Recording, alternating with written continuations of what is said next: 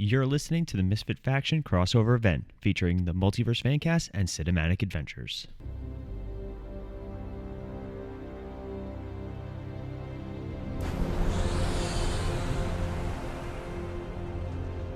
All the hopes and dreams of Krypton live in you now. I'm so proud of you, son. Your mother and I loved you. Your mother and I knew you would change the world. Your heart was tested, I know it's been hard, Clark. but you gave hope to their world. You need to show them who you are. Love them, Cal. The way we loved you. Fly, son.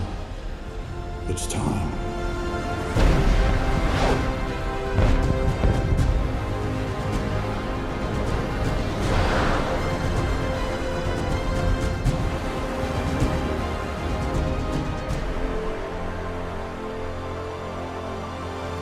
Hello, everyone, and welcome to a very special crossover between the Multiverse Fan Cast and Cinematic Adventures, both proud members of the Misfit Faction Media Network. If you guys are listening to us on the go, you can find us at our website, which is themisfitfaction.com. You can also take us on any podcasting apps, which is including Podbean, Apple Podcasts, Spotify, Stitcher, iHeartRadio, and hopefully Pandora eventually when they answer my emails. As always, I'm Paul. I'm the host of Multiverse Fan Cast and Cinematic Adventures, and we have a roundtable of quote-unquote experts here tonight. Yeah. Where are they? We have people in my basement tonight. This table's rectangular. I was just about to say that. So, as I was saying, you can also find our brand new Instagram. We just launched that this week. We also have, coming next week, I believe we have our articles section opening up on our website, which is going to have the first appearance of our very first article written by one of the co-hosts that we're going to introduce in a moment. But as always, like I said, I am Paul. I am one of the hosts of Multiverse and Cinematic Adventures. Now, with me here is Ronnie, co-host of the Multiverse Fan Cast. Ronnie, how are you today? I am doing well. How are you doing? Oh, just ducky, considering this is our fourth take. Oh, yes. So super. And also here with me is co-host of the Cinematic Adventures podcast, Sean. Sean, how are you today? I am good. It's actually tonight. And rounding He did out... you justice. Oh, shush. Oh, sorry. And rounding out our pantheon of wisdom is unofficial third podcast host, Rob. Rob, how are you today? I am flying now that I'm drinking a Starbucks Double Shot energy drinks, proud sponsors of the Multiverse Fan Cast. Or are they? They are But after being this. that it's 10 o'clock at night and I am all superheroed out, I am doing great. Oh, Shameful plug, but I love it. So shameful. It's like a Wayne's World plug. Let me have my Dominoes. Or a Mercedes plug by Batman. No, Yeah, right? Man. There are a lot of And plugs in Wonder this movie. Woman. So, How's that Michelob Gold going for you, Paul? delicious, thank you. You can also find us on YouTube where this will be blurred out. But anyway. No, it won't. No, it won't. But I'm going to open this now as I continue my introduction. Now, we are here. I thought that was actually me for a second. So we are here. We are discussing the, I don't want to say much anticipated, but the much... Dreaded? the much discussed Snyder Cut, or Zack Snyder's Justice League, as it is officially titled. We just finished watching the movie for the first time. It's Finished. Just. fresh in our minds. For good or bad. Spoiler alert, I think I'm the only one that liked it. But anyway... For the record, I haven't said one way or the other yet. Your tone says it all, and get your hand off my thigh, please. Isn't that a good sign, though? I never said I didn't like it. There I it is. didn't either. But Did I? I've been holding my tongue this whole time. All right, Literally. so before we get... It's very difficult. I know, it's looking very difficult. So, really quick, we'll start off with just a very brief one or two sentences, how you're feeling right now. After we... it's a 4-hour movie. It is an event. We stopped halfway through. We had dinner. There was alcohol involved, so I don't know if that made it worse or better. A little bit of both. So The pizza helped. The pizza did help. We still have so much. So we're gonna go around to each of our hosts and just initial thoughts off the bat. And then Can't we'll go around. It's a rectangle. It's a rectangle table. All right. Okay. Thank you. We're done with this. So, Ronnie, we're gonna start with you, Ronnie, because we're all a little punchy. Sorry, the movie. If you're not familiar with it, the movie was 4 hours long, and so it was. Even if we liked it, it was still a long time to sit with a film. So we're a little off. Ronnie. I don't know. I feel on right now, especially after watching that movie. Oh, man. What? It was a joke. I don't get it. Or was it Batman? Batman. All right, so Ronnie. I would say better than the first. Still was okay. Sean? Well, Sean's collecting his thoughts. Sean's motioning for us to move on. Yeah, so I'll jump in. He said 2 sentences. It is a long movie. I think it only works because the other one didn't, and I hate to say that because I actually thoroughly enjoyed it. There are some great moments in it. Strangely enough, there were some moments that I missed from the Whedon cut, like 1 or 2, but for the most part, I think this is definitely the superior movie. Now that Sean has gained his composure. I'm sorry. Sean, initial thoughts on it? I kind of agree with you that it's too long, but obviously anything is better than the Joss Whedon cut.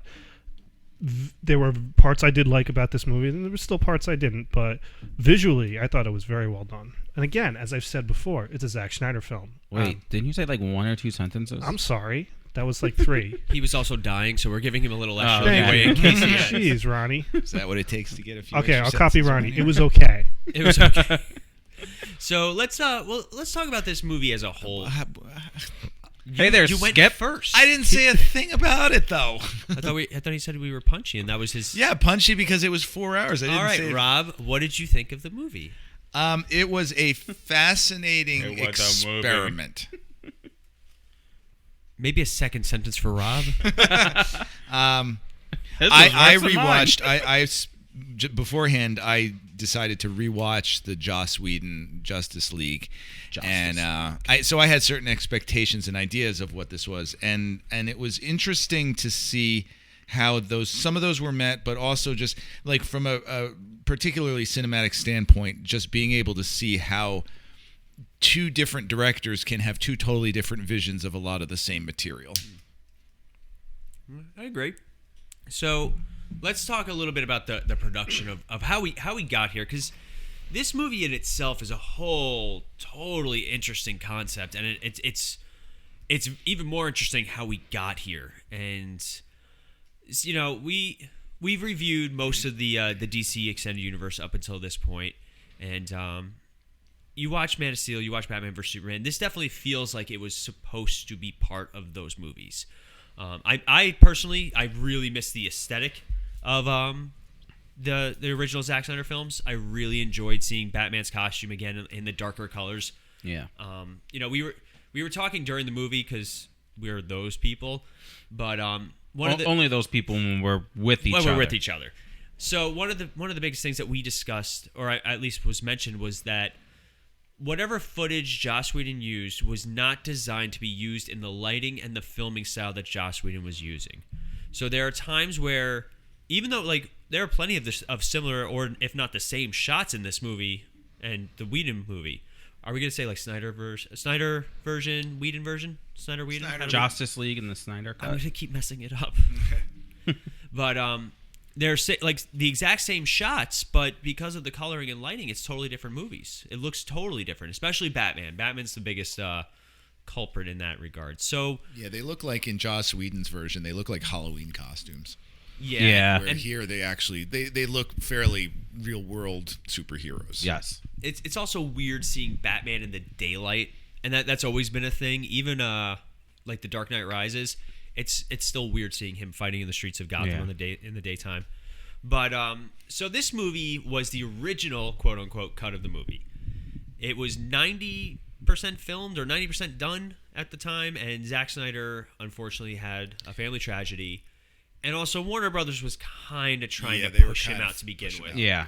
There was a rumor that he screened a long cut for the execs at Warner Brothers, and they said that it was an unmitigated disaster. That it was incomprehensible, and so they were pushing to get rid of him. See, here the problem is, unless we're actually in that room, the rumors and the theories, like, especially studios are they don't want to admit their mistakes Because it's money, it's an investment. Yeah, and also it makes them it lends to their credibility.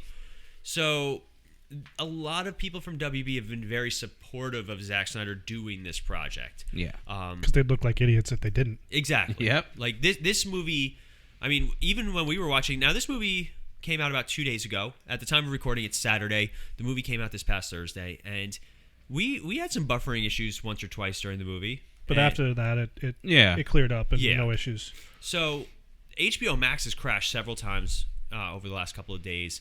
There's been a lot of technical issues from places around the world that are showing them in other medias. I was really hoping this movie would get a theatrical edition, but I'm kind of glad we didn't go see this in a theater. Oh, God. It would have been a long... I would have been able to for 4 hours. Like, don't get me wrong, I am a huge DC fan. I'm a huge superhero movie fan. We all are, and we all enjoy these movies. But, sitting for 4 hours, like... Well, any movie after 3 hours, it's a chore. Yeah. Even with, like, an intermission and all that. Like, we took about a half hour in between to go get pizza and kind of stretch our legs a little. This film is not meant to be viewed in a although cinematically, in terms of the look of it, maybe for a theater, but it is not a theater going. It is very much a television experience in the way that they have it chopped up. Yeah. Yeah, I mean, the thing about this movie also is this is the complete unreleased edition. Most directors have their director's cut. So basically, this is Zack Snyder's director's cut. So most movies have a director's cut and then it's edited down. Unfortunately, a movie like Joss Whedon's Justice League, it made the movie just so Cheap. not even cheap. It's just so much didn't make sense, and then they added a lot that didn't need to be in the movie. Yeah. It was very quippy. There were plot lines that were added, like the Russian family, that really didn't. I know what he was trying to do. He was trying to ground it for us in humanity, but it just wasn't working. None of it fit the tone. It was all over the map. And seeing this version now made us all realize just how much we didn't understand in that first film, because we were like, oh, well, that explains why that happened. And so there was so much we didn't know that we didn't know. Which was the first 2 hours of the movie. Yeah.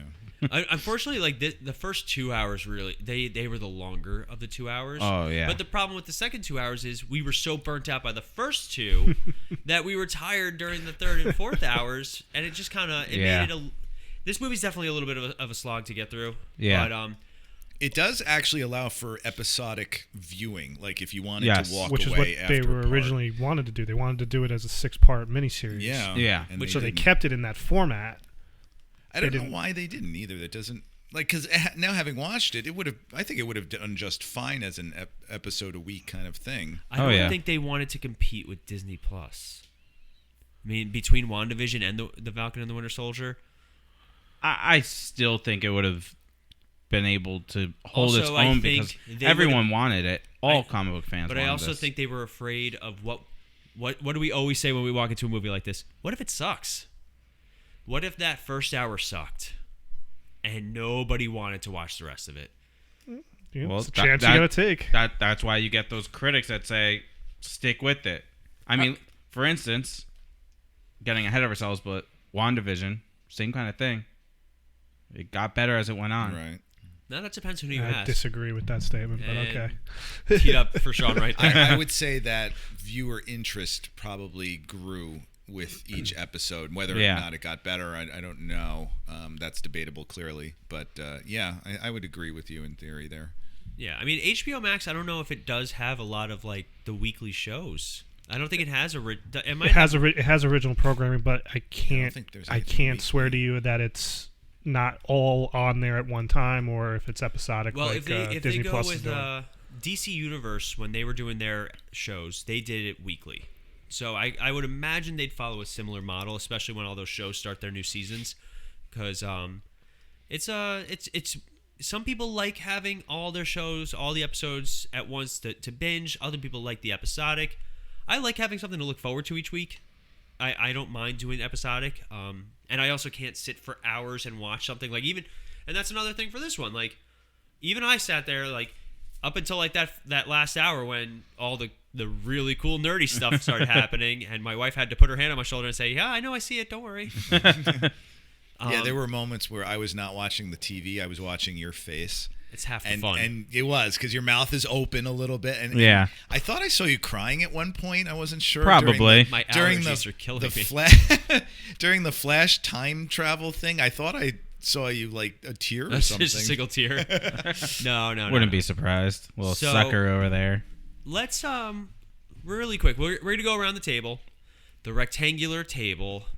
You can also see that on our YouTube channel. It's a running gag. Yeah, no. Actually, the running gag we did have during this movie was, "Oh, now that makes sense." Yeah. Take a drink. That was the running gag.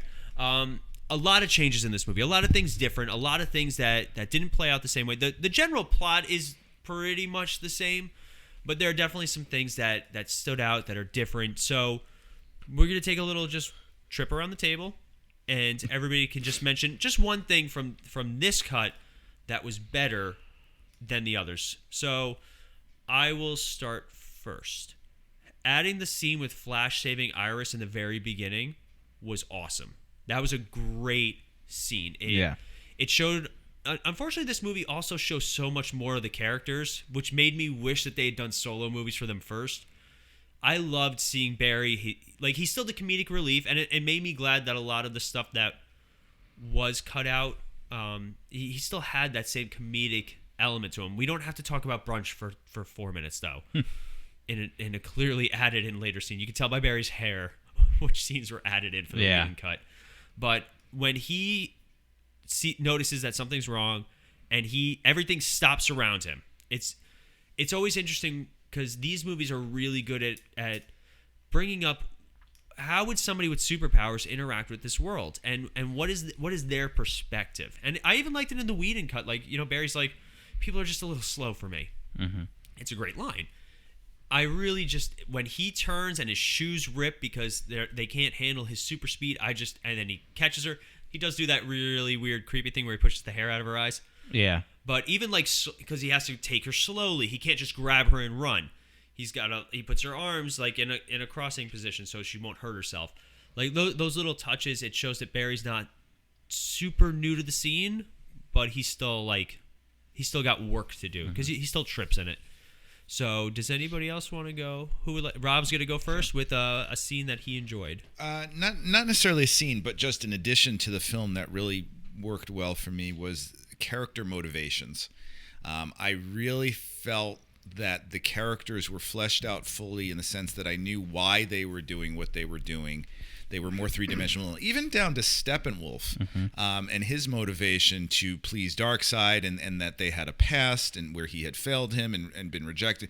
Like it was neat to see why people were doing certain things. Especially what's Cyborg's name? Ray Fisher, Roy Stone, which is it? Ray Fisher. Ray Fisher's the actor. Ray Fisher's the actor. Okay, yeah. And Roy's Victor Stone. Victor Stone. Right. Yeah. Thank you. Victor Stone. Like it was neat to see.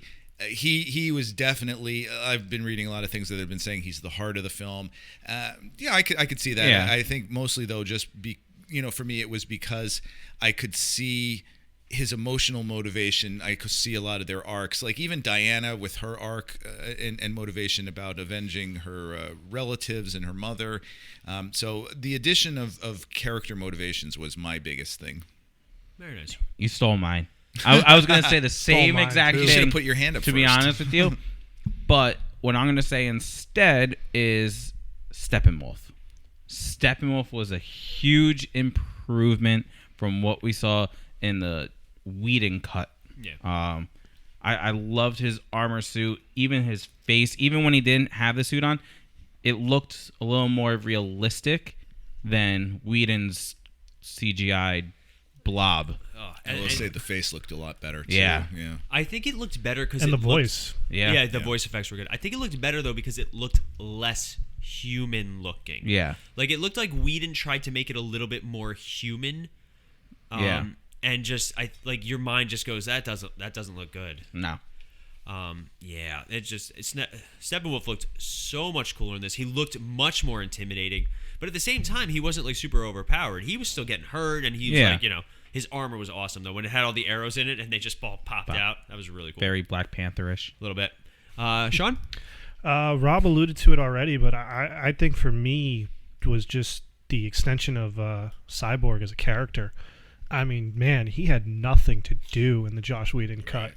And he's who knows the reason for that. From what I've read, he's not going to have a future much in the DC universe either. Yeah. I very much liked just his whole storyline. Learning about his character. The growth of his character, how important he is to what they're doing. Very much like the addition of a lot more Cyborg in this movie. Yeah, because you didn't get anything. You got his backstory, and that was it. And then he was just like, oh, he's like a tech guy. This is like, no, he's like the super genius, can talk to other tech. And also his you power. Didn't get that. I mean, yeah. you didn't really get into his power. I mean, just the tape recording where his father is telling him, you can do anything. Yeah. He gives he goes, makes the money appear in the woman's bank account. I mean, stuff like that. I thought that was good. And see, I like that. So let's talk about that scene. So we get a sense of Cyborg's mind works very differently than a human's at this point. The way that he sees the world, he kind of goes into his own head and he connects with the world digitally. We see it a few times, and I know Rob's wife was here watching, going, "What's going on? What is even happening?" That wasn't confusion as a result of like, I'm not too familiar with this universe. It was like, why are they doing this? Yeah, it's Snyder has always had a few scenes in those movies where he tries to do a visual representation of the character's struggles.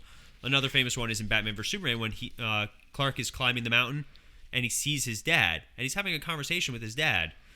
It's really just happening in his head, but they did a visual representation for the audience. But a lot of people were like, wait, is his dad dead or alive? Like, no, it's an internal struggle. Yeah. Read a book. But, so Cyborg is able to go into technology, and he's watching this woman who's, like, just struggling, and literally all he does is he just, like, basically SimCities it and just makes, like, money appear.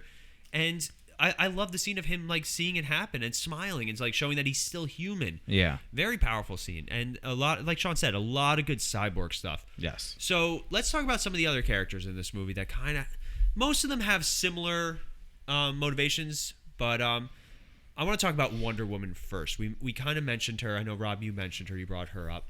Wonder Woman is finally ferocious again. Like, she cuts people in half. So this movie is rated R, which is also another thing. It's I don't really see the R rating for the most part. They do drop the F word a few times, and then the violence could be a little intense. The head imprint that I pointed out to everyone. Yeah. Like my thought though is with the violence, it didn't seem any more extreme than what I would see on like Supernatural, which is a television show. So I think because it's so constant, and that's also not out for everyone to see.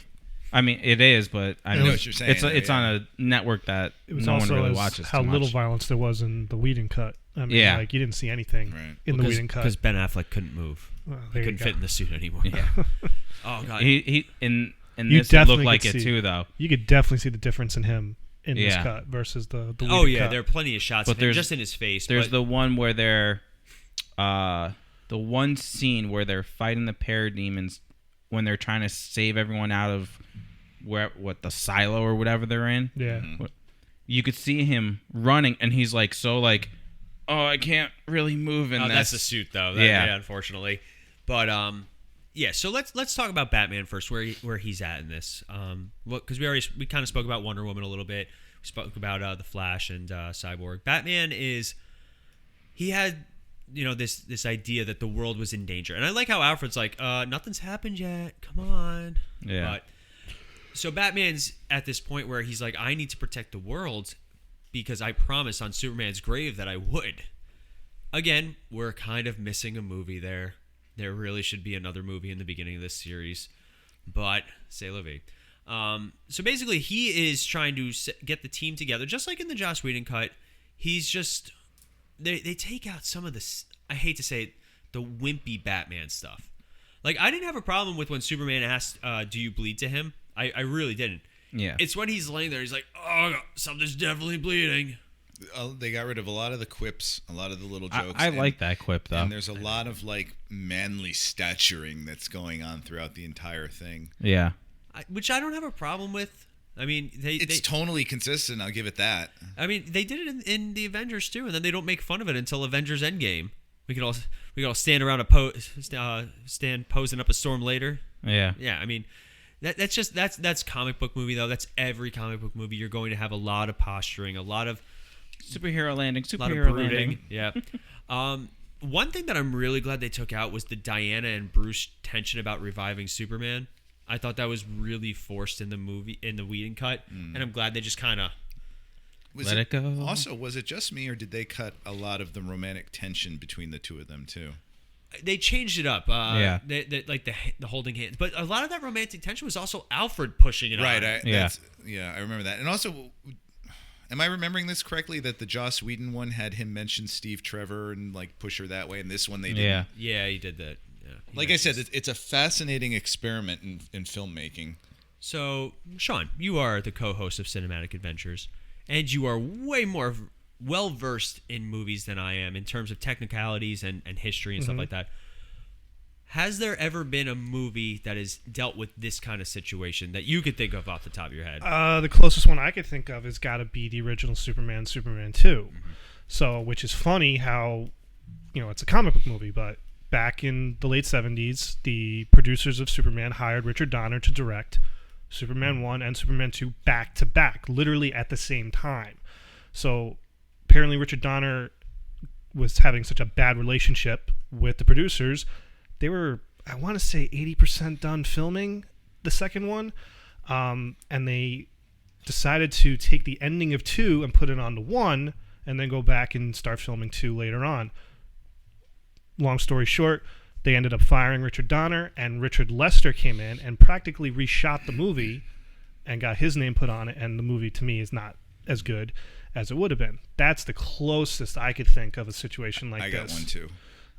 You familiar with Orson Welles' Touch of Evil? Oh, absolutely. Yeah, so that one, Touch of Evil, the studios messed with it, and they chopped it all up, and Orson Welles wrote something like an 80-page manifesto about how to re-edit it, and it laid around for years, and then back around, I forget what year, the studios decided to reassemble it according to his notes, long after Orson Welles had died, and then they re-released it, and it's a far superior film than the first Touch of Evil.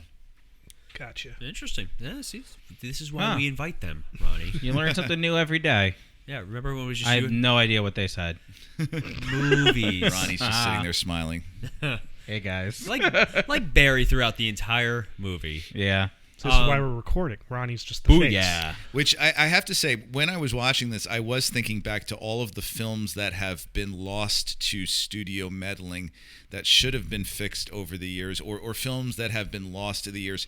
One of which is another Orson Welles film called The Magnificent Ambersons, where you have, I think it's like an entire reel missing from the film, like the entire third act. And as a result, it just kind of, a lot of people still call it a classic, but it just could have been so much more than what it was. All right, so we've kind of touched on some of the biggest things. Let's talk about the beginning. The movie starts off completely different than the Whedon cut. So I think it's a fair chance to say which one we like better. So this movie starts off with, basically it picks up right after Batman vs. Superman with Superman's death, kind of a reshot sequence. It's hard to tell what was actually reshot for this original Justice League or what was, leftover footage from Batman vs. Superman that they just reused. But basically, Superman's death, and I thought it was a little hokey, the death echoes that, can people see that? Or it was also a little just drawn out. It was Yeah. you could have done it for maybe 2 minutes. They did it for it felt like 5 minutes. Yeah. So it's just you hear this moan, and I'm they could have just cut to the mother boxes and had it heard over with the audio and have them wake up. Instead you had every character I think one of the what things is we that? said was that there were so many things that were drawn out and slowed down that if they put it at regular speed, it would have been a 45-minute movie. To a point. So yeah. true. But so basically this movie shows that it physically shows that Superman's death has activated these mother boxes. and that is when it's safe for them to come get for Darkseid's forces to come get them. And we get introduced to Steppenwolf. Now the Whedon cut opened up with the really hokey burglar Robin, a jewelry exchange or something. The only thing I'll say about that is I love the shot of when he looks over and he sees Batman on the gargoyle and he's just like, Yeah. that I enjoyed, but then it's just I like the opening song in the Whedon cut. the Everybody Knows song. Yeah. That's a great. It was sequence. that was a good song, but I thought that was a Snyder thing. That looks I like was his great, work. yeah. Okay, I got to say this now that this is kind of coming up. I think one of the things we have to remember about this too is that when directors make their films, they're on a tight schedule, like 10, 12 months at most. Snyder has had 4 years to think about this. Oh, yeah. And so that song might have been his Yeah, good original point. choice. And Yeah. then in that years, he went, I've come up with a better idea. Yeah. So I hesitate to come up with a final verdict on this film because this is someone who has had 4 years to think about and plan out and work on a film where that's never happened, that anyone has had that long to, other than like Boyhood, where, it was 11 years to work on a film. But, so I wonder how Snyder's vision for himself changed over that time period too. And and this is the other thing, is had he been given that tight frame of you only have this long to finish the film, would we have gotten what we got now? And I don't think we would have. I think it would have been different than this. And Yeah. I think one of the things that this film benefits is the quality of time.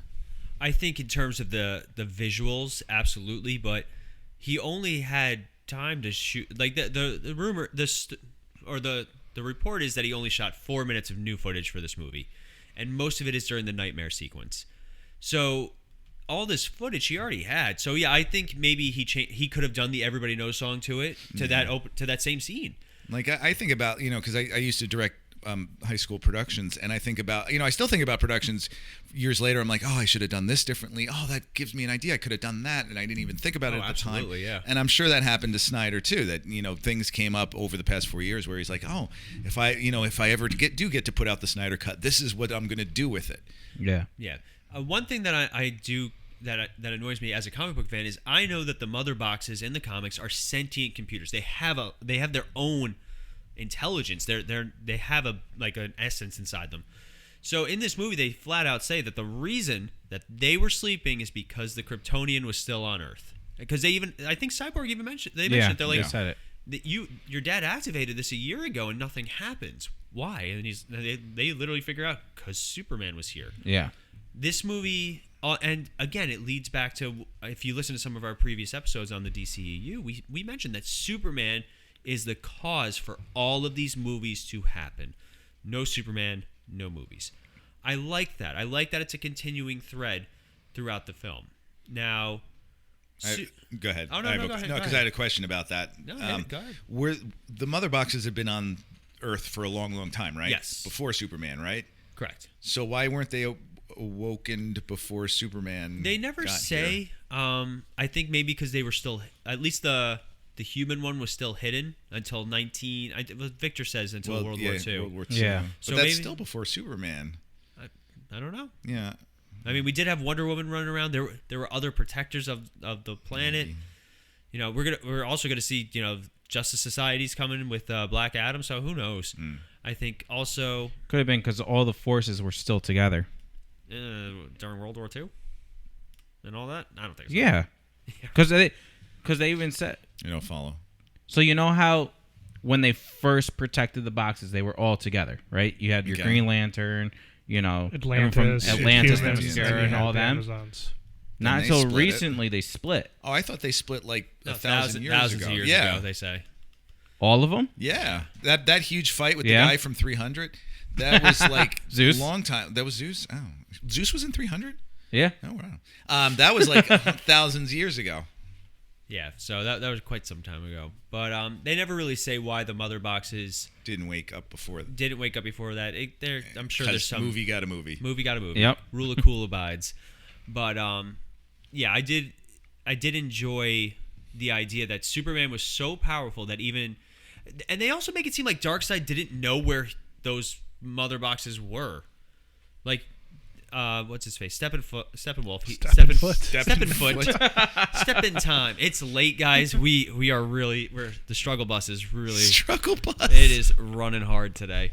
But they do say that Steppenwolf is the one who tells him, yeah, they're on Earth. Like almost like Darkseid didn't remember where he was during that battle. So let's talk about Darkseid and not Thanos. Rob. So Darkseid. I can call him not Thanos if you want. Call him not Thanos. So Darkseid is introduced in this movie. I thought there'd be more Darkseid in this movie. Honestly, I'd rather save him for. No, fair enough. Yeah, it was for me the estimated amount of Darkseid that we were going to get. Okay. I didn't think it was going to be that much more. Well, actually, it was more than I thought we were going to get. So physically, I thought he looked really good. I would have been very curious to see how he would look next to a human person. Yeah, that's how I judge CGI in like movies. Is how does that CGI character look when standing next to a normal type person? Like not to press a button there, but like to judge Thanos and the way he looks next to a human being, it's fairly believable. Thanos is pretty good, and I say fairly believable. The Hulk, the Incredible Hulk was not so believable, but then they got better with it as they went on. Yeah, but that's also the technology. But Darkseid didn't. I don't know how great he would look next to a human. I mean, the closest we get is him putting his hand on Superman's shoulder. Right. So Darkseid, I thought for the most part though he worked. He looked great. He held the essence of the character. Young Darkseid looks great when he went to when he was fighting. But any thoughts on Darkseid? Anybody else want to jump in? It's a shame that we're seeing Darkseid in a post-Thanos world. Yeah, people are going to inevitably compare because I do believe Darkseid came out before Thanos, but they're very different in what their end goals are, and they're very different characters. In the comics, Thanos is way more that maniacal type, like, I'm doing this for Lady Death because I'm in love with her. And Darkseid is literally, I just want to rule everything. Yeah. That's my thing. But I'm excited to see more Darkseid. Here we go. Darkseid appeared in November 1970, first cameo in a comic book, and Thanos was actually 3 years later. Interesting. Further fun fact, the first appearance of Darkseid was in a Jimmy Olsen comic. Yes, he was. And even more fun fact is I think it's like issue 141 of Jimmy Olsen or something like that. 134, pretty 134. close. I have 132, 133, and 135. You can probably find them on eBay, cheap. 134, the first appearance of Darkseid is one of the highest. I didn't know. Yeah, especially in more recent years with after Jack Kirby passed away. Darkseid has it before Thanos. Yeah. I'll give it to him. That's why he's better. They did a death battle. they did do a death battle between the two of them. It was really entertaining. Yeah. Darkseid's one of those characters that with or without the gauntlet. With. Yeah. But Darkseid's one of those characters that they've changed him so much over the years that he is pretty much invincible. Like worse than Superman in some points. But let's talk about Superman because I was just so happy. About what? How happy is happy? Happy Gilmore? I was happy Georgia. Yeah, he was like, look at that shot. Look at that shot. He drooled a little bit. All right, so visually, terrible. I think we can all agree that clapped a little bit when Superman came out. That was me hitting the floor because I fainted. He was so giddy. I was a little giddy, but anyway, visually, Zack Snyder's always pretty on point with his visuals. His visuals are always really, at least interesting, and especially when it comes to comic book movies. He does a great comic book movie, but I gotta say, Superman, when it came to the visuals, was kind of the scene stealer. Besides the Flash, I think the Flash and Superman had some of the best visual cues in the movie. They still missed one cue with the Flash. I thought you were gonna say Superman's mustache. No, the one thing they should have done was, when they're getting ready to battle and they're showing like their like powers or whatever around them, and Barry's doing yoga and they zoom in on him, and that was it. I was like, no, you need the lightning in his eyes to appear right there, and that would have been perfect. Somebody's been watching the new season of The Flash. That's not the reason why. I'm just saying, you see him every other time with it all around him. This one time, just have it in his eyes, and that would have been amazing. Instead of him just doing stupid yoga to be a comedic relief right there. Are you okay? Wow. No, I'm not. Touchy. Yeah. One thing missing from the Whedon verse is when Barry first sees the Batcave. I like it better in the Yeah. It's like a cave. It was so Lego movie-ish though. Oh yeah, and he just sips. But like they still kind of reenact it when they go to the Batcave for the first time, and he's like, "Wow." All right, help me to understand Black Suit Superman. I almost said Black Suit Spider-Man. Black Suit Superman. So, like, what's the significance of the suit, and why does he choose it? Because I will say, watching I don't know very much about it. I knew of it. I know that fans were clamoring for it, but I know also in the film, from what I saw, I couldn't gather the significance of it. Resurrection. Maybe, I don't know. But in the comics, the black suit was a regeneration. It was like a solar absorption suit because when Superman came back, he was powerless. Okay. So that suit helped him absorb solar radiation faster, and it just looked cool. Because the problem was during the Reign of Superman arc, when they brought in all these brand new Superman, it was like Superboy, Steel, which Sean would love to do a retro on that movie. Shaq can't act. Cyborg Superman and the Eradicator, and all of them had a very distinct look to them, so nobody knew who the real Superman was, so they brought in the real Superman, but they gave him a different costume also just to kind of further differentiate. And the mullets, the Superman mullet of the 90s. In this movie, I think they talk about, like Zack Snyder did interviews, like it is a symbol of his rebirth, and that he's still trying to find his place in this world. I thought maybe it was an homage to his father, because like when he was picking out the suit, his father's voice was going, and Batman's voice. Well, no, it was Kevin Costner. I thought it was Ben Affleck. All right, that makes more sense. Also, Black is about the eternal struggle of good and evil, kind of like what he's going for when he first comes back to life. Okay. He's seen as this evil person, right? Because he doesn't know who he is until Lois comes. So now he's struggling between going back to who he was and who he came back as. So now he's got the black. At least that's the way I see it. Okay. Or it just looked cool. Not saying it didn't look cool. I thought visually it looked really cool. And also, black is a sign of sophistication too. Hence class. Black suits. All right, so let's. Oh my God, I hate him so much. Which launches an introduction to our new podcast, Style, with Ronnie Castrucci. It's gonna last 13 episodes and be 2 minutes That's each. generous.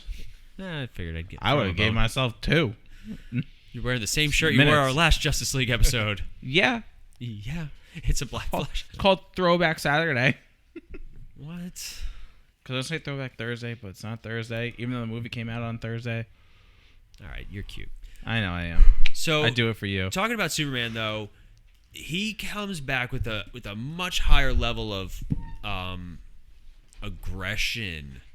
The fight with him in the Justice League is still really fun, and for the most part, it's very similar to the Whedon cut. There's some extra shots. The Flash and trying to tackle him and he's missed. Like it goes to show also how powerful he really is. We weren't sure how much of that was filmed for Joss Whedon's, but at least his lip looked good. Cameron just died. But yeah, so there's a lot of good stuff in it, and just I really like having that extra level of aggression was also interesting. Any thoughts on overly aggressive Superman? No, I think it worked well with what happened. And like you said, you got some extra little fun stuff. Like you said, when he's charging at Superman and he just moves aside and he runs into Aquaman. Oh, it basically replaced the whole bleed. Something's bleeding. Exactly. That was the funny moment of the scene. Yes. Yeah. But what about when he's fighting Steppenwolf? They used pretty much the exact same shots. They took out some of the hokier dialogue. Yeah. But I believe in truth, justice. But I'm also a big fan of Justice. Da-da-da. The whole movie was less corny. Yeah. I don't mind Superman having some corny to him, but I think this Superman was a much better evolution of where Superman was. It really it breaks my heart that we're never going to see the sequel to this movie. That's and especially it ends on a cliffhanger. Yeah. I mean, with Darkseid going, all right, Load them up, boys. Load them up. We get the Knightmare scene, and then we get the Martian Manhunter, and now we're just like, oh, okay. Never say never, I think this is a very interesting case in doing movies, because this has never been done before, and now we're sitting here, and HBO Max doing this is going to potentially lead to a lot of new things and a lot of change. So there are plenty of times where, like, you would do a movie and then that's it. This is the first time, with some other exceptions like the Donner Cut and, anything else. Well, the Donner Cut was just basically, it was just a jump mess. I remember watching that. I've never watched it again because it was just hard to watch. Yeah. I have it somewhere, I think. Yeah. Yeah, it was just... Really? Because it wasn't like this. This, he actually got to make the movie. The Richard Donner Cut was just the same scenes from the first movie and then just a couple, rearranged. really badly edited in test screens of Christopher Reeve and Margot Kidder. So it really didn't live up to the hype that it was meant to be. Marlon Brando acting like a green suitcase. Pretty much. Pretty much. But let's talk kind of... So they mentioned... Barry does travel through time in this. It's an interesting scene. I think it could have used a little bit more explanation. And I also, thought we were going to get the whole, from Batman vs. Superman, where he, gives Bruce the warning again. I thought that we were going to see that actually happen in real time. I am glad, though, at least they discussed it. And they did mention it, yeah. And they even had the Flash in the Knightmare sequence look like that Flash. Yes. Came back because he had this grizzled look to him. So a lot of what's going on is also because Bruce received that premonition, that vision from Barry. Now, I do like how Barry says to them, he's like, when I can't go faster than the speed of light, because when I do, weird things start to happen with time. So I like that it's not just straightforward time travel. It's like it messes with reality itself almost to a point. You think that'll tie itself into the Flash movie that we're supposedly getting? I think so, because I think we even said it during our Crisis on Infinite Earths episode, which never got uploaded. You remember when we recorded? Yeah. But that one sucked. But we did specifically say that we thought that the scene where Barry meets Barry is going to be in the Flash movie. Like when this Flash movie finally comes out, they're going to actually show that scene. Because I would be totally okay with an episode, with like a movie of Barry. If they want to do Flashpoint, they can do Flashpoint where he messes up the timeline because he's already broken his one rule and nothing bad happened. He saved the day. Yeah. Well, nothing bad that we can see immediately. Yeah. So and also, who cares about messing up the timeline? Because we're not going to get any more of these movies, most likely. You know. It's a shame. But so I do enjoy the concept though that Barry traveling through time is not a straightforward type thing. It opens up a portal that he reaches out to Bruce through, and Bruce is only hallucinating it. And that's also why Bruce is getting these visions, because whatever Barry did for time travel is messing with his brain, basically. Or it could be just multiple attempts, because I think during the Knightmare sequence, Joker does mention how many alternate timelines have you created trying to fix this. So there could be millions and millions of different timelines where all these things are happening. So let's talk about the Knightmare sequence. The epilogue. The epilogue. Well, okay. Hold on. Okay. Epilogue isn't the whole epilogue isn't made up of the Knightmare sequence. There's also the Martian Manhunter. So let's just focus on the Knightmare sequence of the epilogue. All right. So because everything else about the epilogue was good. Oh wow. I might be on with Ronnie on this. Wow. All right. Okay. I thought the Knightmare sequence was a pointless exercise.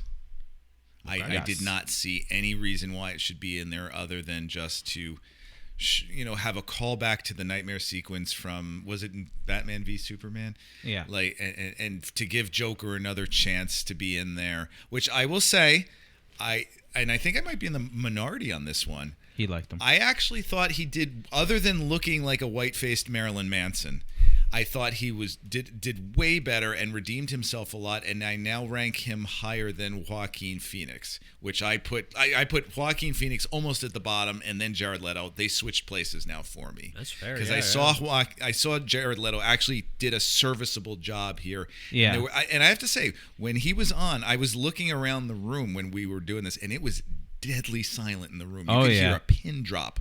We were all just paying such close attention to it. So I think there's some validity to it, but the Knightmare sequence as a whole, I thought had no place at all in Yeah. the movie and did nothing for us and was just excess for the sake of excess. See, to talk about Joker specifically, the one thing I didn't like was when he was talking like this. That I didn't like.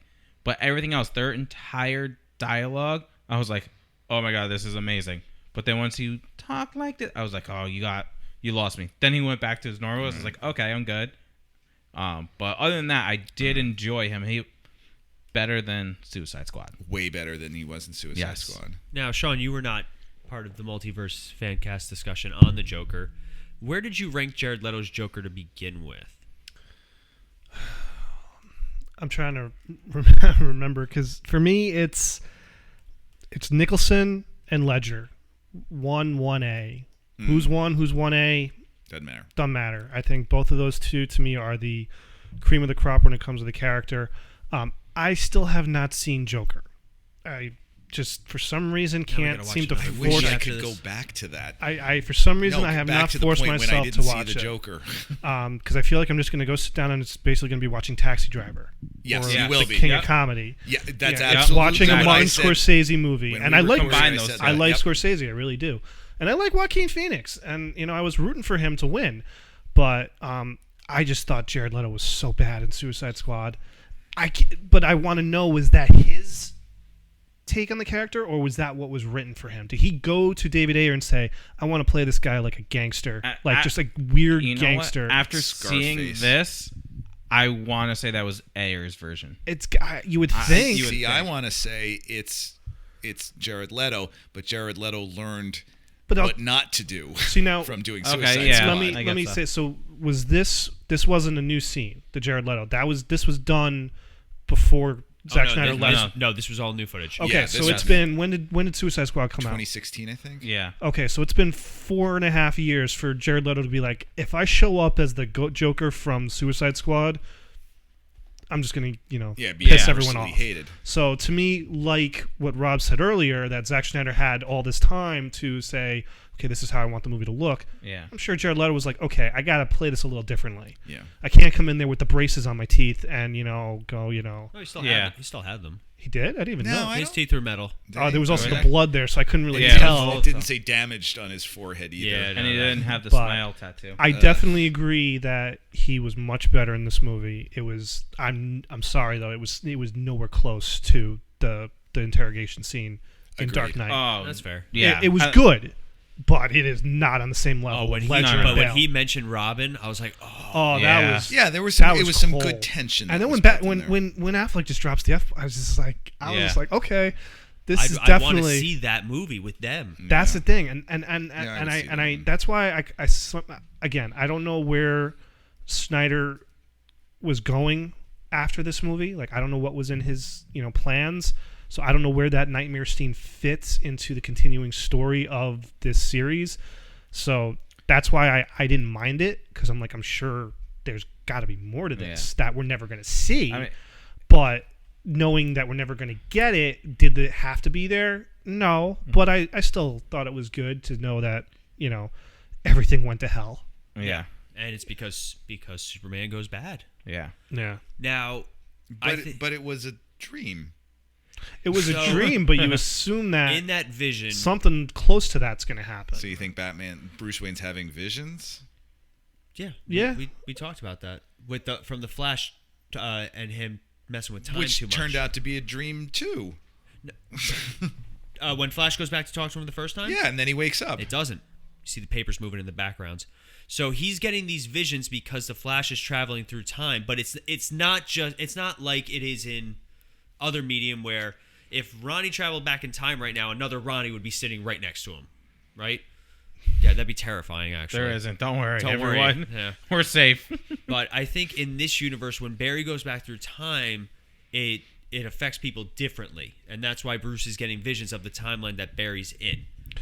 Now, who was he referring to with dying? Was it Lois or was it Wonder Woman? Lois. Okay, because I kind of the way Jared Leto was talking there, I was I wasn't even sure if it was Wonder Woman. Well, because she wasn't there, so you assume Right. something happened to her.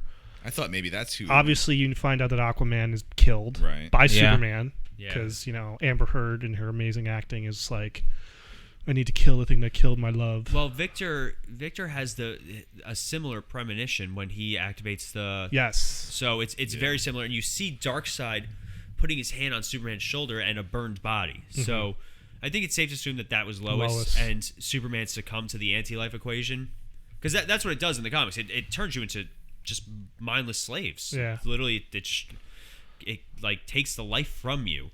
So I guess in that world, Darkseid has taken the anti-life equation and he's actually used it on Earth. Do me a favor, just while I say this. Don't explain the anti-life equation to me, but I will say that I thought that throwing that into there was too confusing, because I'm like, I don't know what he's talking about other than the those patterns on the face of the Earth. Is that what the anti-life equation? No. Okay. That was his symbol, the Omega symbol. What is? I don't even know what that is. What is that? It's the symbol that Darkseid wears.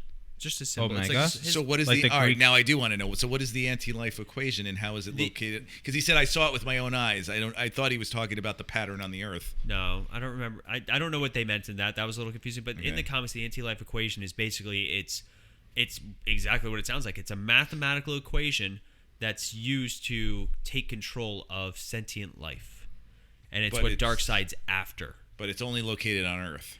Well, they find out that it's on Earth, Well, and I think in the comics it is too. So what is it actually? Because you said it's an equation. Yeah, give me 2 seconds if you guys want to talk for a second. Yeah, there were Yeah. times when I thought it was so geeky that it was like, okay, it's going a little too far. Yeah. I think it's thinking beyond its audience here, and because I didn't really understand what was going on or what was happening. Yeah. And, I'm gonna go back to the epilogue real quick. Yeah. Well, he does what he's got to do over there. Yeah. But one thing I was confused about was before the Knightmare sequence, the desert, right? You had Lex and Slade talking on the yacht. right. And he was like, oh, you mean I can get back at Batman?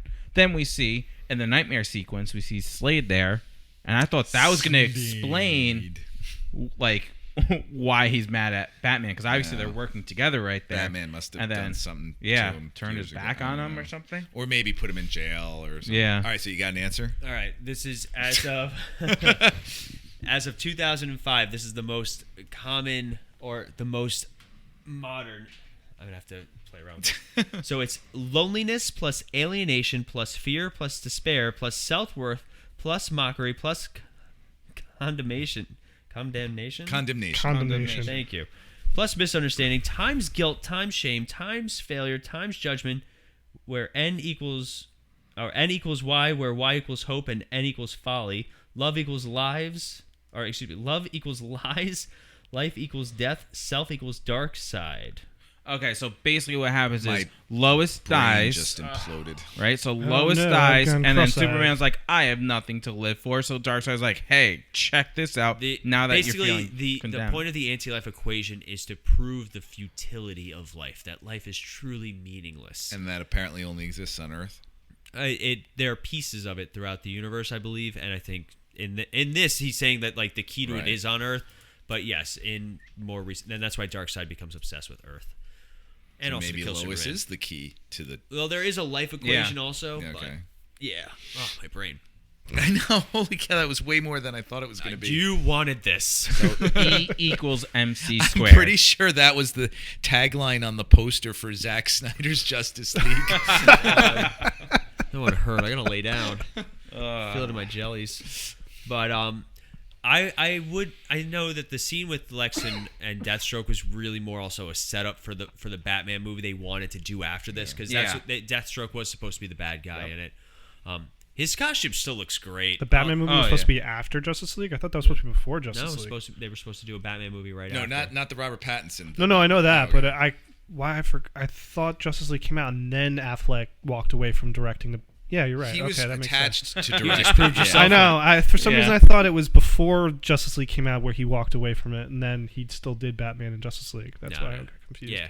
So they were gonna do the Batman. I would love to see. I know there's a big clamoring now to see more Batman and get Ben Affleck back in the role. Please, God, no. It looked like that last scene with him and Martian Manhunter was shot recently because Ben Affleck didn't look as jacked up as he. But did he also in the other he scenes. looks skinnier though, so he didn't look as bloated. So I don't know.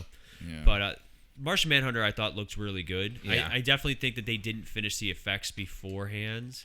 That was one of the effects that they had to finish. But yeah, he I liked his look. I liked his voice was different in the trailers when they he had more of like an effect to it almost. I'm kind of disappointed that they didn't go with it and he was still just Henry Lennox. Yeah. He's got a good voice, though. He does have a good voice, and I like how he's been around this whole time. Yeah.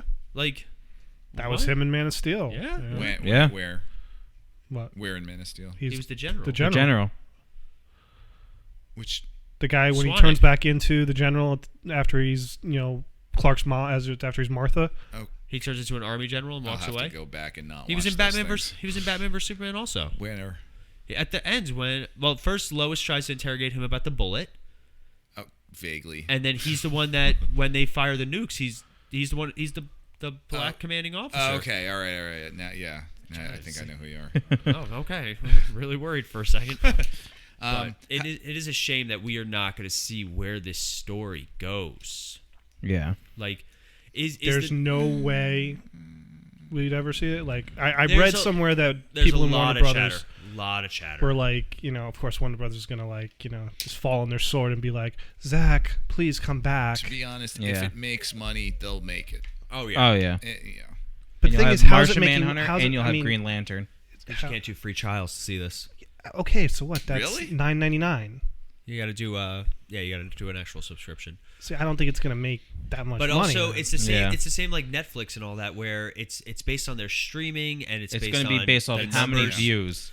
Yeah, and the views are already yeah. insane. Because I guarantee you they're going to be like, well, it got 12 million views. That was box office. It would have been this. So you know what? It is a success. Also, films on these streaming services their success is also based on not just how many people sign up just for the movie itself, but also how long they stay on after the movie's been watched. It's sort of like in like a Best Buy ad where they market something at a really, really low price. They're counting on you also going in and spending money on something else you see. Oh, yeah. So that way with an HBO Max, they're like, oh, I got it for, this movie, but oh, look at all these other great things are on here. And then you let your, it lapse and you suddenly you've bought 6 months before you realize it and everything. So they're counting on that too. Sneaky. I have a question. How did we feel about the aspect ratio? Didn't get why it was done that way. It honestly didn't bother me. I Yeah. stopped paying. For those I stopped who noticing. don't know what we're talking about, the aspect ratio for this wasn't a widescreen. It was a 1 1/3 by 1 It was like watching it on an old square square TV. vision. It was bizarre, but again, it really after the beginning, I didn't really. It didn't bother Same me. thing. Like after watching it for some time, like I ended up not really noticing it as much. So then, but did it add anything to your viewing experience? No. Yeah, same. It also No. it also didn't take anything away from the viewing. It's not like you No. were watching a widescreen movie that was cut down No. to that aspect ratio. Yeah. It was shot in that aspect ratio. Why I don't know. Yeah, I don't know. That's the thing is I don't know what the choice did to add to the film. Unless Yeah, I it was don't is know. that like the IMAX ratio? Like was that no, something to do with IMAX. IMAX? No, I know what the IMAX ratio is, and it's not that. So that was bizarre. I have not seen a movie look like that ever. Yeah. With the black boxes on the sides.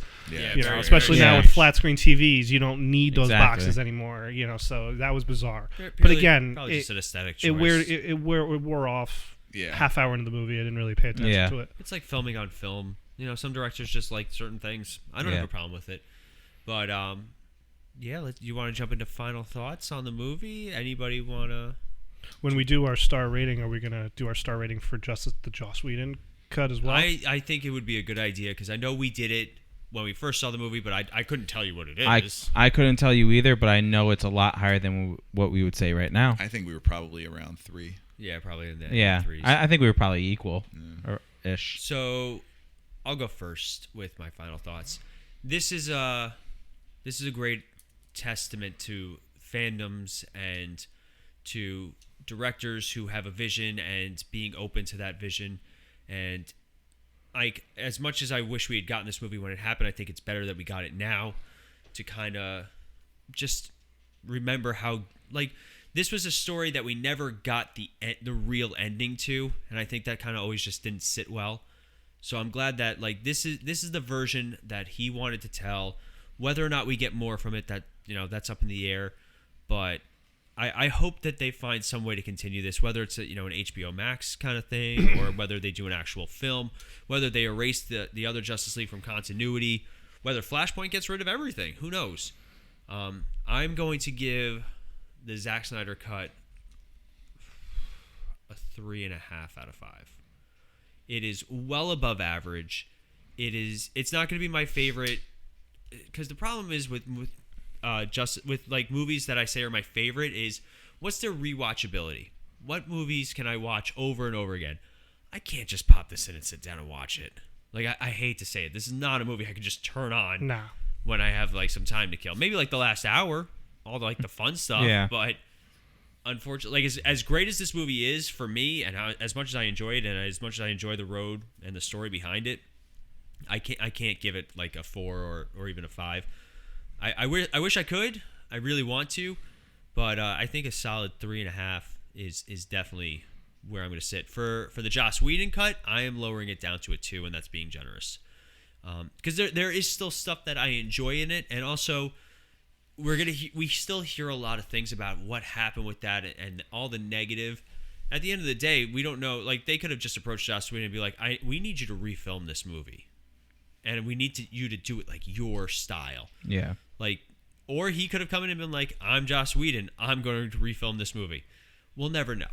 But I'm going to give Joss Whedon's a 2, and I think it's going to stand there. Who would like to do theirs next? I can go. All right, Sean, final thoughts and Star City ratings. Well, final thoughts from me just continues the fact that I think DC can't get out of their own way with these movies. Just the hot mess that they've gotten themselves into by letting Zack Snyder basically have to, walk from finishing this movie. You bring in another director and he just absolutely craps it with the cut that he ended up doing. And now you allow this, Zack Snyder cut to be released, and sounds like you're going to go back on, where it didn't go and start making these movies again. Again, I just think DC is just a hot mess of a studio in terms of making movies. Mm-hmm. Overall, for the movie, I enjoyed it. Again, it wasn't a classic of cinema history. I thought the visuals were very good. I thought the character depth was a whole lot better. Star rating.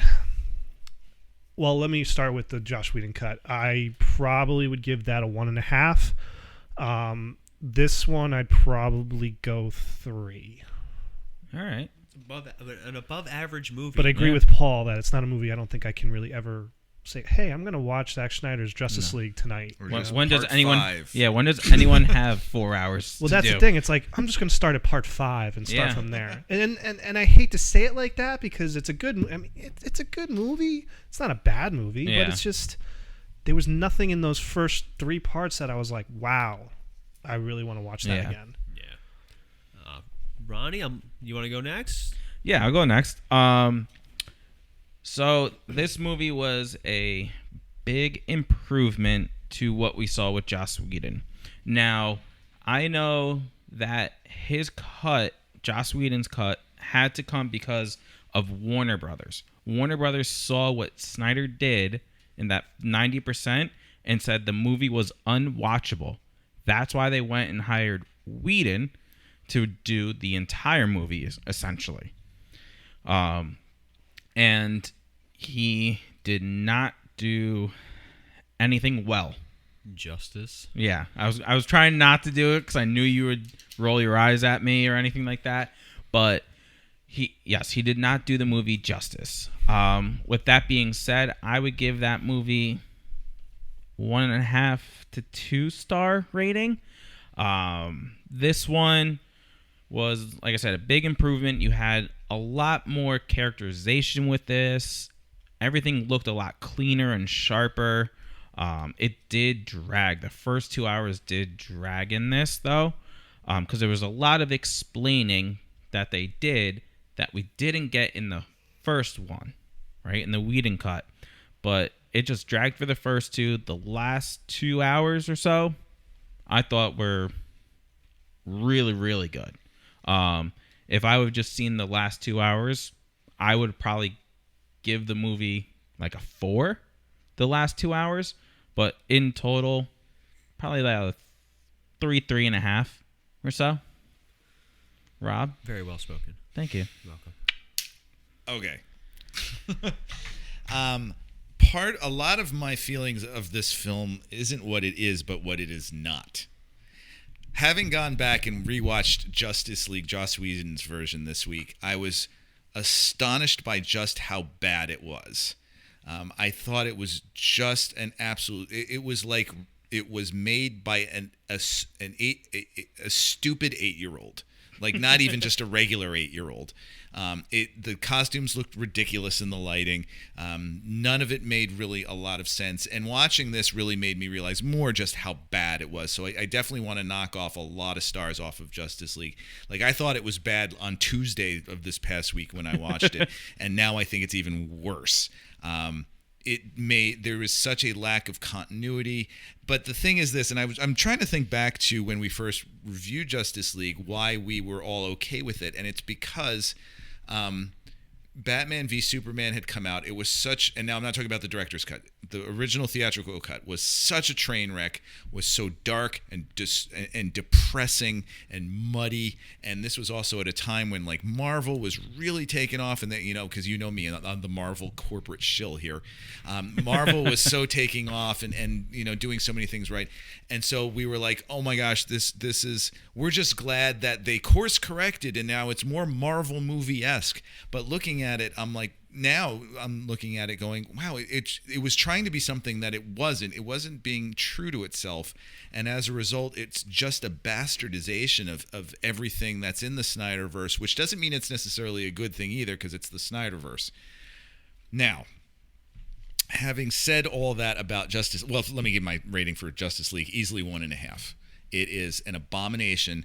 It is not something I would recommend to anyone for any reason whatsoever. There's no reason to watch the first Justice League at all. I would say just ignore it, wipe it off the face of the earth. Now, you'll be surprised to hear that I actually didn't mind watching this new Justice League, and I actually had... Oh my God. I think I actually liked it more than Ronnie and Sean. Wow. Yes. Go get the tequila. Now, there's a few reasons why I liked it. First of all, I have to say, I think it gave... Having 4 years to work on a film and to think about it and think about what to do, I think gave Zack Snyder a lot of perspective. I'm sure his own life gave him a lot of perspective, too, bearing his tragedy and everything with his daughter. But it gave him perspective, and as a result, it allowed the film to breathe, for him to think about things, and also to become a stronger storyteller. Because I thought this was much stronger storytelling than what we've seen from Zack Snyder in the past, which we've always said has been his weak spot. He cannot tell a story. Great visually, poor when it comes to character arcs and motivations, and this, you know, filled in all those spots. I still thought it was excessive at points, not as excessive as I was expecting or as I've seen in past Snyder films. But it's not like what you guys said. It's not a film that I would ever put on and say, oh, I think I want to rewatch this. Whereas, you know, I can pick any Marvel movie and say, if it were on, I would totally rewatch it again. I don't think there's a single one that I would, even the lesser Marvel movies, I'd say I'd still want to see it. It was a satisfying watch, I will say that, because it was neat to see it all come together. It was neat to see, you know, Snyder, you know, complete his vision for the fans to get what they want. So there was definitely a catharsis that I felt in watching it and seeing it all finally come together. And one of the problems I've always had with the DC movies is that it always brings up lots of open-ended questions that never comes around to answering them, whereas I felt like this wrapped up quite a lot of loose ends and threads that were hanging about. There's still a few, of course, dangling out there. I still hate the Knightmare sequence. There's still a few things that are like, that they introduced that they probably shouldn't have, but it did wrap up a ton of stuff, and it made sense. It deepened the universe. It deepened my understanding of the whole thing. It was still very, very long, though. 4 hours is a long movie, especially a superhero movie. And also, since Batman v Superman, we've gotten to the point where we've become more comfortable with a darker, less happier superhero universe, which is why, I think we were all more, the world is more ready for this Justice League. So I overall, last thing I'm going to say. As of this moment, I want to give it 3. However, I might just be high on the fumes of that catharsis and high on the fumes of, well, at least it wasn't this. Yeah. And so that may change. Like, I will tell you, it's not going to appreciate over time for me. Right now, I'm at the highest level of appreciation I will ever get for it. Whether or not it's going to decrease in appreciation, that remains to be seen, and it's entirely possible that, a few months from now I might be like, oh, that's right, that did happen. Yeah, I guess it wasn't as good. Because I have to say, I felt that way with Wonder Woman 84 when I first watched it. I'm like, okay, that's not bad. And then within a week, I'm like, actually, that kind of sucked. Yeah. But, I think this movie is such a unique beast in that we have this not real version to compare it to. For Wonder Woman's a great example of, we saw it and we saw it and we were like, it was 84. all right. Yeah, 84. It was all right. But then we compare it to Wonder Woman, where Wonder Woman is a great movie. I mean, like, you Marvel or DC fan, you have to. Everybody appreciates Wonder Woman. It's just it's a good movie. And then Wonder Woman 84, especially when you put them next to each other, they don't stack up. This movie really only has, in terms of comparison, Man of Steel, Batman vs Superman, and the Justice version. Right. So I think, if anything, this movie is also propelled by the road that it took to get here, and how powerful the fans were, and how passionate the fans were. So I think we have a movie that's going to have some staying power, just in terms of the fans are like, hey, we did this, like. And then you got a guy like Zack Snyder, who's, for all intents and purposes, a nice guy. Like, you hear nothing but good things about him. Maybe also he just needs more than one movie to tell a story. Like, you get movies like Watchmen or Sucker Punch where the visuals are fantastic, but maybe Zack Snyder just needs, instead of just one better script, 4 decent scripts. Yeah, I think he needs to work in the medium of television. I would love to see him in TV doing something. Because I think this worked really well as an episodic television show. Yeah, I wonder if the movie had come out when it was supposed to, if he was still going to do that, all the 6 parts. Well, originally he was supposed to get a trilogy. Oh yeah, this was supposed to be a whole big series. Yeah. Now, this was supposed to be the first movie, or is this part 1 and 2 together? It was supposed to be the first movie. Originally, Justice League was supposed to end when Steppenwolf's head gets sent through, and it opens up with the portals. The movie was just supposed to end, like, major cliffhanger, and then part 2 was supposed to start. But like we said, most movies have a long cut, like 3-4 hours, and then they get cut down in editing, and then stuff gets left on the editing room floor, and then deleted scenes and all that jazz. But I think the general consensus is we enjoyed the movie, we had fun with the movie. Are we ever going to sit down and watch it again? I would. I might. I don't know. I would the last 2 hours or so. You know what? In a couple months, I might just be like, what the hell? Just to try it out again? Yeah, like a lazy Sunday. I just, I know Paul, the hype for Paul has been huge these last, couple of months. I don't know. I can't speak for Robin, for Ronnie. For me, I was never like, oh, I got to circle this date. This movie's coming out. I know it's going to be amazing. Yeah, I'm in your camp. Yeah. But after watching it, I'm just like, okay, this wasn't bad. It wasn't. Yeah. It didn't. It's one of those. It met my expectations. Yeah. It didn't go below my expectations. It met my expectations. Maybe a tad above them. Yeah. because, like I said, just a lot of things I liked that were added, a lot of things that were taken out. So overall, it was just a good one to watch. It's kind of like, I feel like if I didn't watch it, I would be missing out on something. I also want to say one thing. I'm glad I watched it with everybody because honestly, if I watched that by myself, I probably would have turned it off about an hour in. Yeah. Oh yeah. We were also talking about how we would have taken this if it were in a movie theater, and that would have just been awful. Oh yeah. It would have been tough. It would have been tough. Well, the tough part was the first 2 hours, which I'm sure would have been cut down to like 30 minutes. But let's be honest. I mean, we would have sat through it. We would have. yeah, we would have. yeah, We would have. There would have been no. Like, No. oh God, we can't Imagine make having it. to be sitting in a packed theater though watching this. I'm trying to think of a comparison movie that. Compare it to seeing Endgame. See, I know it's not tonally the same, but think of it like the fan me, excitement and everyone being to together. me, Endgame was just much more of a build-up. This wasn't a Right. build-up. There wasn't enough between the beginning and the end to really be like, Yeah. Because we deserve this. Because we're missing a movie. We're missing a bunch of movies, in my opinion, but before we should have had this. Yeah. That's where I think if it's the impact of seeing it in the theater would not have been the same as seeing Endgame in the theater. Yeah. But Seeing Endgame was an event. Yes, Seeing and might Deathly be the last Hallows event. was an event. This to me wasn't an event. No, agreed. we made it an event. We made it an made it event. an And event. as I Pizza. said, I'm glad I saw it with Yeah. everybody because I'll be honest, by myself, I probably would have gotten bored after the first hour Yep. and been like, you know what, I'm just going to try this later, another day, And what the never hell. watch it. Yeah. And then come do a podcast with you guys and be like, "Ugh, I never watched it, guys. I'm sorry." And then Paul would have hit me. And I was Yeah, like, right. God, I'm sorry. Leave. I have failed you. I have I will failed this say podcast. I will say this for the film too, and this is, I think, kind of the coolest part of it, is that this will stand the test of time in terms of a filmmaking curio.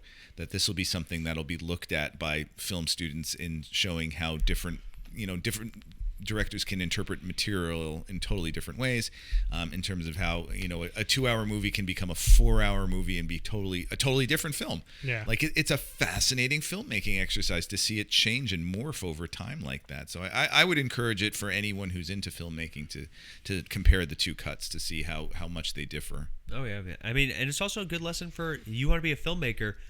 You got to deal with the studio. Like this was pure. Or you just have to build up an immense amount of success that they will not Yeah. bother you no matter what. Like Howard Hughes. And Yeah. and I'm sorry, Zack Schneider doesn't have that clout. No.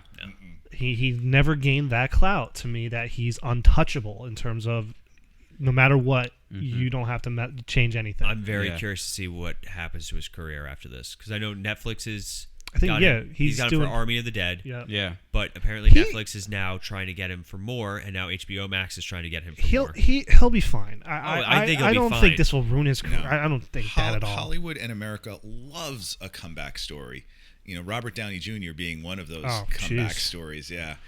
And they love to root for the underdog once they've been beaten down so low. And Zack Snyder's fitting that profile. And so I wouldn't be surprised if he becomes a hero as a result of this. Oh yeah, this whole thing, and you know what? Good for him, man. Like No, I agree. to struggle like that, and like nobody blames him when he stepped away. It really is so incredible how it just makes fans, it also makes DC and Warner Bros. Just look like complete fools. Just it's like, guys, you went with him, and now you're against his vision. What changed in the movies that you're like, oh, They're kicking themselves because they thought this movie was unwatchable. well, And that's- it's see, not. I don't think it's unwatchable. It's not unwatchable. See, was Zack Snyder ahead of his time though in 2016 when he was making this, or were we not ready for it? Or I would also argue that the film wouldn't be this if he finished it back in 2016 and I released agree it. with that statement too, Yeah. because it's the whole aspect of, again, it's been 3-4 years. So Yeah. how much of this movie did he think about, in the 4 years to change a few things? Did he leave stuff out? Did he leave more stuff out that he didn't want? I don't know, but Swear to God, there better never be a director's cut of this movie. it'll be 6 hours long. Oh my God.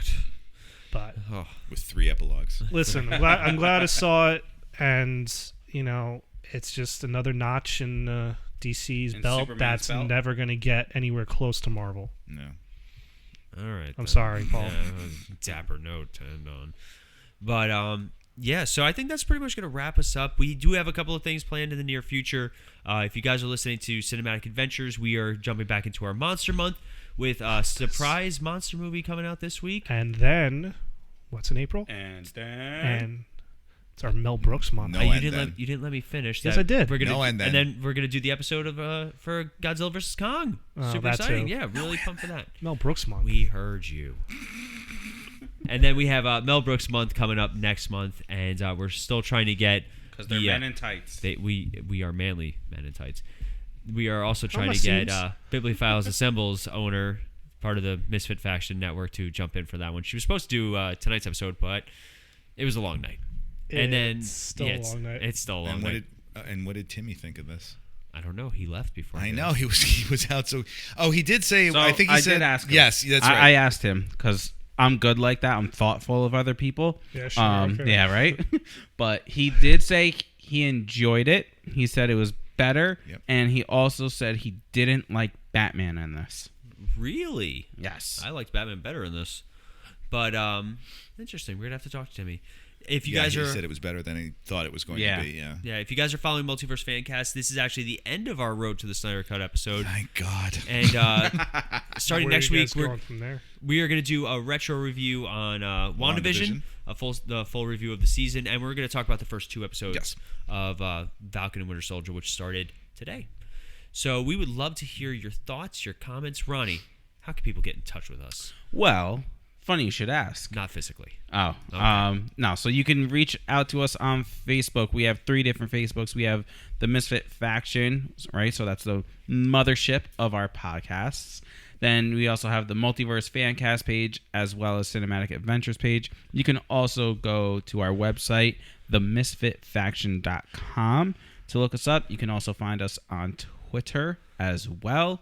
Reach out to us on any of those platforms, and we can get back to you that way. And then we also We also just launched our Instagram, which is I think it's the Misfit Faction. Yeah. it is. Okay. You can, we just got featured on Podbean's story Yep. today. That was a really fun and exciting thing for us. You can also find us on YouTube. We are working on content for that. Hopefully, if the camera doesn't die twice next time. It got really hot, actually. Yeah. We might have to just reevaluate that situation. But yeah, we got a lot of fun things planned, so make sure you guys are keeping an eye out. And as always, I'm Paul. I'm Ronnie. I'm Rob. And I'm Sean. And we'll be back in a flash. See ya. Smorgasbord. I'll deal with you later. Stay put. I'll be back in a flash. Back in a flash. Wow. Does he say that often? Too often.